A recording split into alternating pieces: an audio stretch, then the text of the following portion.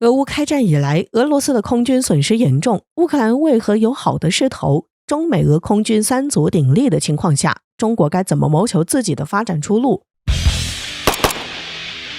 今年是2022年，从今年开年起，最大的热点事件就莫过于俄乌战争了。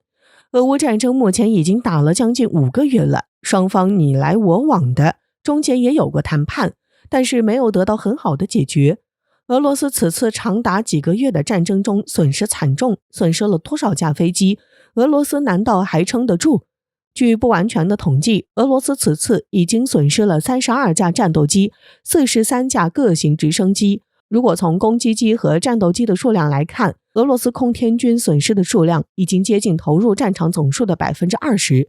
可以说损失非常的惊人。从此次的损失可以看出一系列隐藏在俄罗斯背后的问题。首先，俄罗斯主要是因为没有钱的问题。对比中美俄等几个国家的军事支出，美国一年的军费支出已经占了778亿的支出。2021年，俄罗斯的军费规模只有600余亿美元，就只占了美国的 12%， 分到俄罗斯的空天军已经没有多少了。如此少的军费，要采购战斗机和攻击机等作战平台就已经捉襟见肘了。俄罗斯的空天军实力仅次于美国，全球第2。但是随着米格29等大批苏联时期服役的战斗机、攻击机、轰炸机的退役，得不到新的军机，及时补充的俄空天军将很快被全球第3强的空军所超越。这个节点用不了多久，俄罗斯空天军的地位就会不保。自从克里米亚事件以来，被西方国家大量制裁，国家能源价格大幅度的下挫，国内外疫情的困扰，政府财政收入的锐减等，在资金技术和俄罗斯工业的弱点上，其空天军的状态却是逐年变弱的。从俄罗斯研制的苏67隐形战斗机的入列速度就能看出来。现如今，世界上军事力量最强的国家就是中美俄3个国家，而他们的空军也是这个世界上最强大的3支空军。对此，有人对我国的空军在世界上的地位产生了好奇。那么，中国空军在世界上的地位究竟是处于什么水平？我国的空军在发展起步上落后了美俄一大截。在我国建国前是没有空军这个概念的，后来随着全球的解放，当初占据东北的关东军被剿灭，他们的战机也就被缴获了，但是这些战机能用的极少，能上战场的不到20架。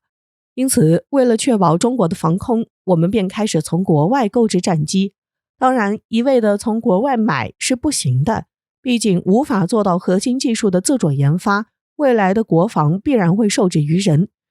所以在购进了先进的战机后，我国就开始了拆解研究，并努力地搞清楚里面的技术细节，然后我们开始仿制这些战机。在几十年夜以继日的努力之后，我国形成了一套完整的空军体系。现在中国的空军体系可不单单只能靠歼击机和敌人狗斗了，运输机、轰炸机、武装直升机都是处于世界领先的状态。时至今日，现在的国际军事3巨头中美俄有着其他国家难以追赶的空中力量，因为他们都有世界上顶尖的战斗机第5代，其中美国有着综合性能最强的5代机 F-22， 靠着这款战斗机，美国空军独霸一方。反观俄罗斯就显得不太乐观了。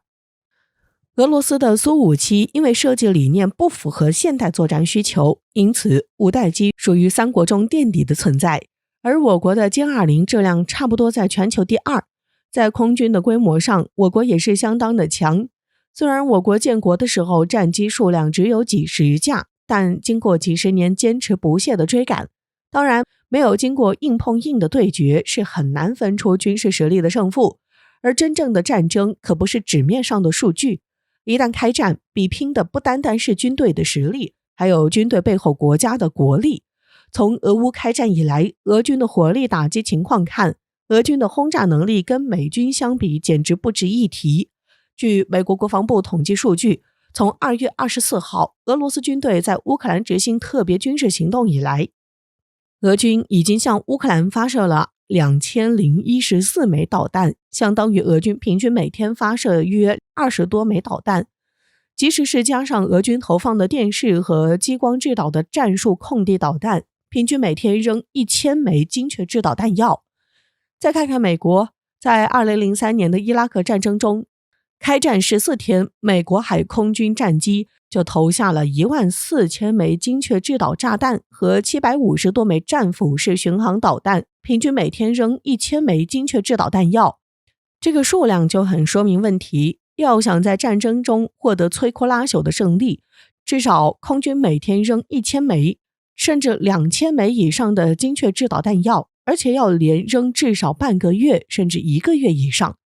这样对比，俄军的精确制导火力根本不值一提。事实已经证明，俄空天军空有庞大的数量，但碍于紧张的经费，无法保证训练时间，无法大规模使用精确制导弹药，它的威力实在有限。那么，说到中国空军的发展，不妨来看看中国空军的发展历史。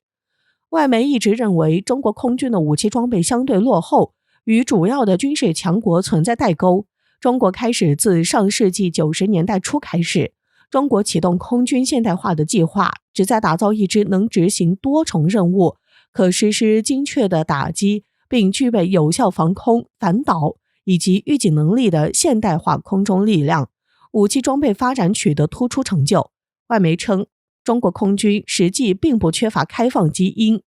创建伊始，正是凭借着友好合作、开放建军，中国才能在短时间内迅速发展起来。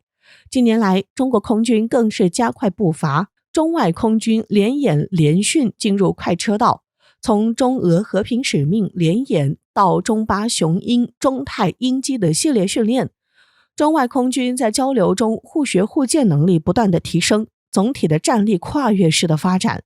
外界普遍认为，经过不懈的努力，中国空军已基本形成由情报侦察、预警侦察和防空反导装备组成的武器装备体系，一改从前落后于世界先进水平的面貌。其中一些评价带有捧杀的嫌疑，需要谨慎对待。美国的国防部和美中经济与安全审查委员会在历年的评估报告中着力渲染中国空军威胁，称伴随着中国空军作战平台和武器弹药的现代化水平的不断提升，美国对中国的空中作战优势正在不断的萎缩。中国的空军已经处于历史发展的最好阶段了，无论是平台弹药都得到了空前的发展。拿平台来说，大量先进3代半战斗机和4代战斗机已经装备了中国空军一线部队。中国空军已经建成了世界第2大的重型战斗机队，仅次于美国。